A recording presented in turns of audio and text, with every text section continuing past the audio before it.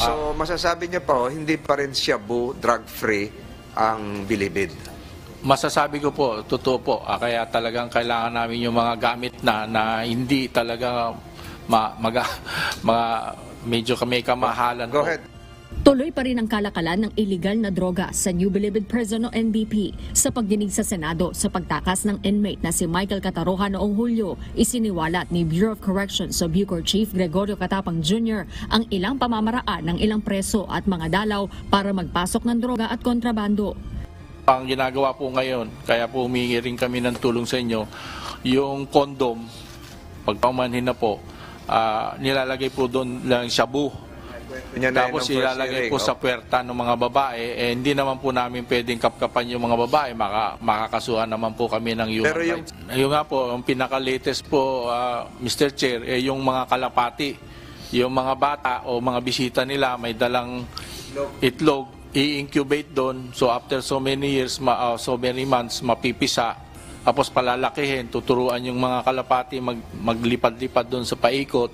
Pagdating naman ng mga bisita nila, ibibigay yung kalapati, tapos matututo na yung kalapati bumalik doon sa kanilang mga pugad.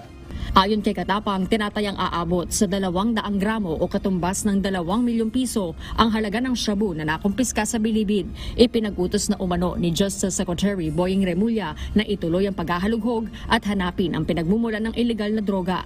Bukod sa illegal na droga, lumabas din sa pagdinig ang problema sa kakulangan ng tauhan sa Maximum Security Compound ng Bilibid.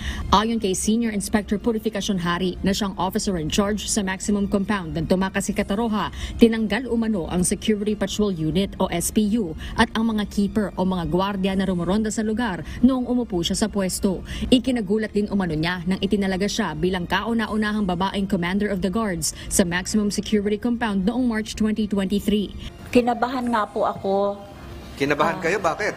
Kasi po wala na pong SPU and keepers. Wala na pong magmi-maintain ng peace and order sa loob ng maximum. At bilang babae po,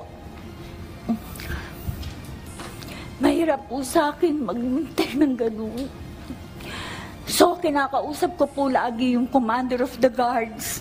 Pinatotohanan din ni Cataroha na 2 linggo nang walang jailkeeper nang tumakas siya sa Maximum Security Compound. Opo, maluwag po after pasok po nila, maluwag po. Wala akong email, wala akong SPU.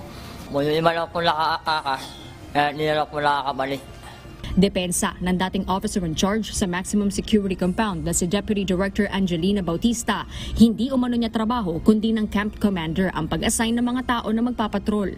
Yung pong sinasabi nilang nirelieve ko po lahat yung keeper at saka SPU.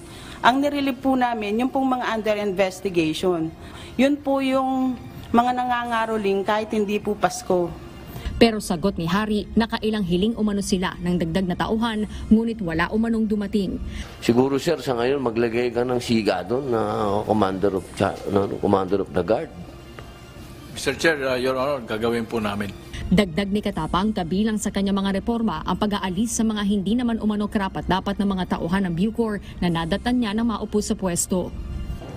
Sa ngayon, tuloy-tuloyan niya ang pagpapaluwag sa Bilibid at plano ni Bucor Director General Catapang na maglipat ng mahigit 4,000 persons deprived of liberty sa susunod na taon sa mga itatayong kulungan gaya sa Palawan at Davao para patuloy na ma-decongest ang Bilibid na target ng ipasara sa taong 2028. Harleen Delgado, UNTV News and Rescue. Diyos ang aming sandigan, serbisyo publiko ang aming pinahahalagahan.